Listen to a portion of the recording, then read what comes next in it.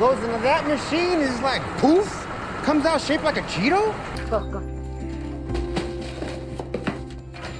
There are more Latinos in the United States than in Australia. More like Mr. Rogers than American Me. Yeah, that fine looking waffle right La there. película arranca mostrando a Richard Montañez en un restaurante elegante, cenando con más personas. Lo vemos ya reconocido, con traje impecable, como si fuera uno más de esos empresarios que siempre estuvieron ahí. Y justo cuando te podrías quedar con esa idea, la película rebobina el origen, porque el punto no es el éxito, es todo lo que tuvo que vivir para llegar ahí. 1966, Viñedos de California. Vemos a Richard, un niño trabajando con su familia, curioso, inquieto, fascinado por cómo funcionan las cosas. El problema es que ahí, donde lo urgente es sobrevivir, la curiosidad se ve como distracción. Y su papá, Nacho, lo empuja a ser serio, como si el mundo no tuviera paciencia para la imaginación. Luego viene la escuela, y ahí Richard se topa con algo más pesado que las tareas: la vergüenza. Su mamá le manda burritos de frijoles, algo normal en casa, pero en ese salón lo siente como etiqueta. Y aquí pasa el primer momento que de algún modo marca su historia. En vez de esconderse, Richard hace lo que siempre hará en su vida: lo convierte en negocio. Empieza a vender esos burritos y de pronto entiende una lección que duele, pero funciona. Cuando controlas algo que otros quieren, dejas de ser invisible. Ese mini negocio le da confianza, dinero y la sensación de que ya encontró una salida. Quiere verse capaz, quiere ganarse un lugar y quiere darle algo a Judith. Pero el mundo lo frena en seco. Lo descubren, asumen lo peor, no le creen y termina arrestado. Y no es solo un problema, es una marca. Porque a esa edad, una injusticia así puede hacer dos cosas: romperte o endurecerte. Y Richard, sin decirlo, se endurece. Crecemos con él y vemos cómo esa mezcla de rabia, hambre y orgullo lo empuja a moverse por el lado equivocado. Se junta con gente que vive en el riesgo, se mete en líos, en robos, en decisiones rápidas. Y lo más importante, Judith está ahí, pero no como espectadora. Está metida en la misma vida, en el mismo torbellino, hasta que llega el golpe que lo aterriza. Judith queda embarazada y ahí Richard ya no puede vivir como si el futuro se pudiera improvisar, porque deja de ser solo nosotros dos y se convierte en ahora hay alguien que depende de mí. Richard intenta enderezarse, dejar a los amigos, conseguir trabajo, hacerlo bien, pero la película no lo romantiza. No es fácil, les falta dinero, les falta estabilidad, les falta hasta ropa para los niños. Y en esa presión Richard se revienta por dentro, porque una cosa es soñar y otra es ver a tu familia esperando de ti algo que todavía no puedes dar. Encima está la sombra constante de su papá. Nacho lo presiona, lo juzga, lo empuja, y aunque puede sonar como preocupación, se siente como sentencia, como si Richard estuviera condenado a fallar.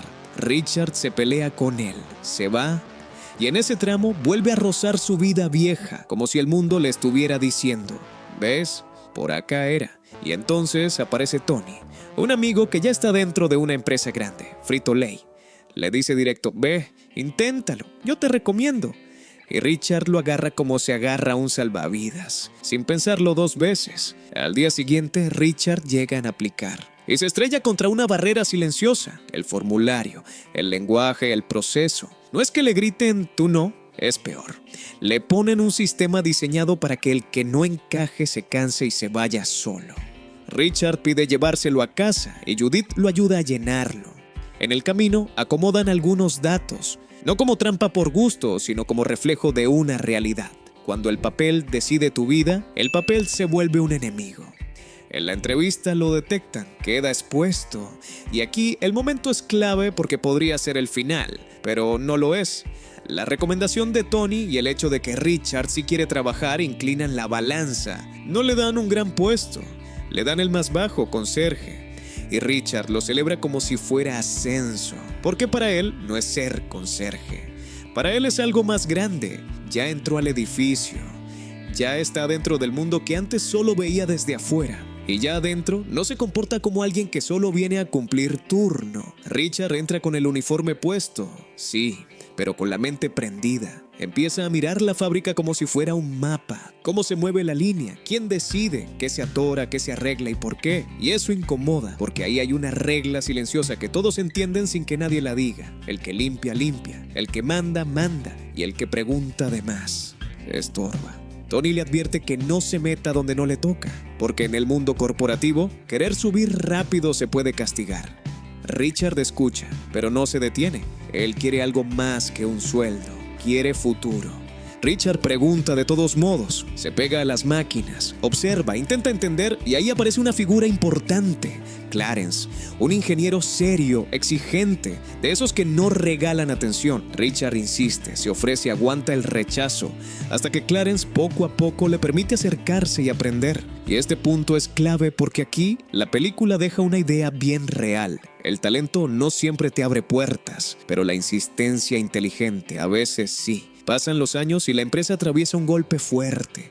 La economía se aprieta, las ventas bajan, llegan recortes, despidos, tensión. Y Richard se queda, pero se queda estancado. 8 años. 8 años trabajando, aprendiendo en silencio, tragándose el cansancio y sin moverse un centímetro.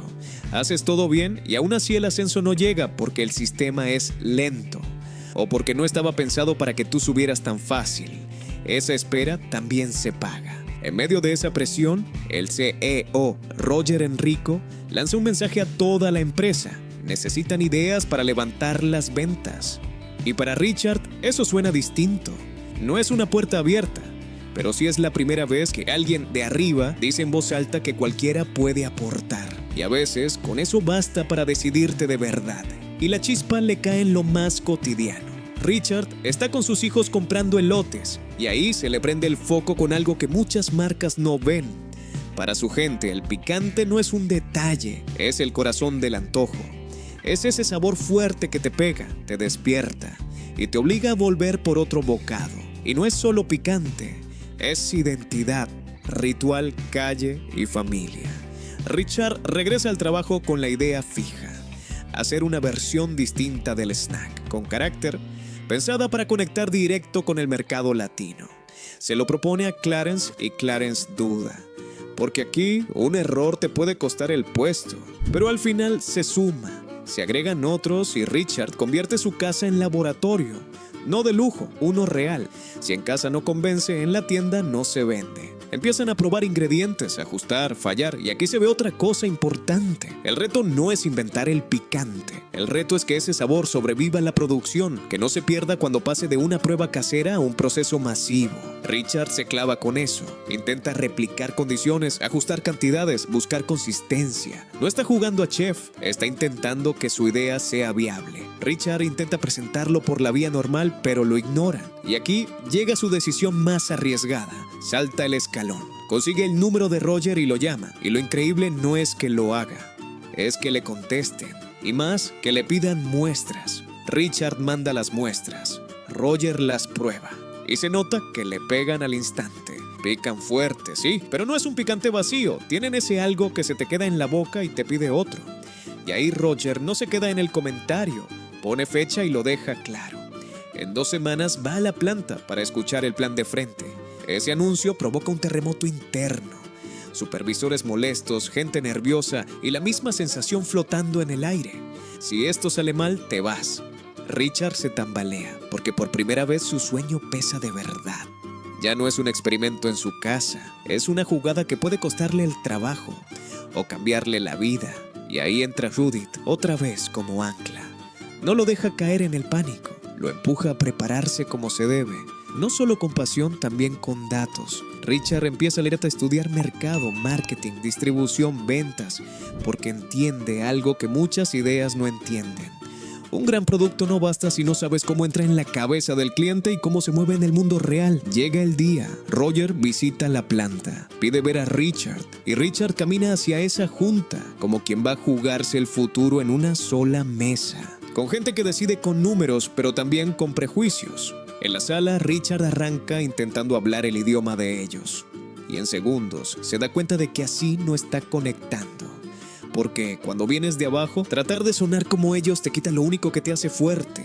Entonces cambia el chip, habla como él, sin disfraz, desde la calle, desde su cultura, desde su gente. Y les explica que ese sabor no es solo una receta, es una conexión directa con millones que compran por identidad y regresan por antojo. Le preguntan por números, por logística, por lo más clave, si de verdad hay mercado para eso. Richard aguanta la presión y no se quiebra. Roger le da una oportunidad, una prueba real, un lanzamiento limitado. Y Richard sale de ahí sintiendo que por fin lo escucharon, hasta que la realidad le pega. El producto no se mueve, se queda en estantes, no despega. Y para una empresa eso es sentencia inmediata. Si no rota, se muere. La presión cae como ladrillo. La idea puede cancelarse. Y la lectura es durísima, porque aquí se revela una verdad del juego. A veces un producto no fracasa por malo. Fracasa porque lo dejan solo. Richard insiste, pide tiempo y poco a poco se hace evidente lo preocupante. El producto no falló solo, lo frenaron, no lo colocaron bien y mucho menos lo promocionaron como se debe. Richard se frustra, se desanima y ahí aparece el giro que lo cambia todo. En vez de pedir permiso otra vez, entiende que hay un camino que la empresa no controla del todo: la gente. El boca a boca, que es el marketing más brutal cuando algo de verdad gusta. Empieza el movimiento, muestras, pruebas, gente que lo come y lo comenta, familias que lo recomiendan. El producto corriendo por donde siempre ha corrido lo auténtico, de persona en persona. Y el efecto se siente rápido.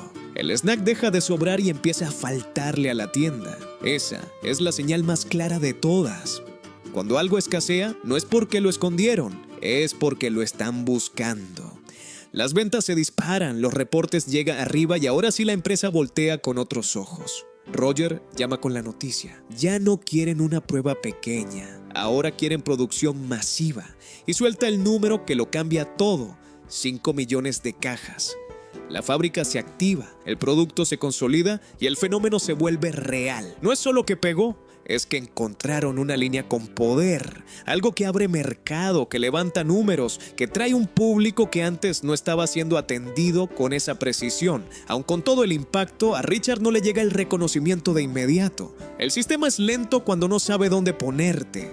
Hasta que Roger lo ve claro. Richard no solo tuvo una idea, tuvo visión, y entonces le suelta algo que Richard ni se imaginaba escuchar. Lo nombra director de marketing multicultural. Para Richard, eso ya no suena a un nuevo puesto, suena a otra vida. Y de ahí regresamos al Richard del inicio, ya reconocido, con otra estabilidad. El cierre cae como círculo completo. Richard valora a la gente que está en la chamba pesada. Deja buenas propinas, reconoce el esfuerzo, porque él fue ese. Y porque cuando te costó llegar, se te queda grabado algo simple. La dignidad no viene del puesto, viene del camino. Lo prefiero así. Y antes de irnos, te dejo esta pregunta. ¿Cuánta gente con talento real se queda afuera solo porque nadie le abre ni tantito la puerta? Richard no solo la empujó, se coló aunque al sistema le molestara. Y cuando alguien lo logra, no solo cambia su vida, deja la puerta entreabierta para los que vienen detrás. Si te gusta ver películas y series desde este ángulo, rápido, claro y sin suavizar lo importante, quédate por aquí. Suscribirte me ayuda muchísimo a seguir trayendo más historias. Y dime, ¿qué parte de la historia te pegó más, el sabor o todo lo que tuvo que aguantar para que lo escuchara? Nos vemos en el siguiente video.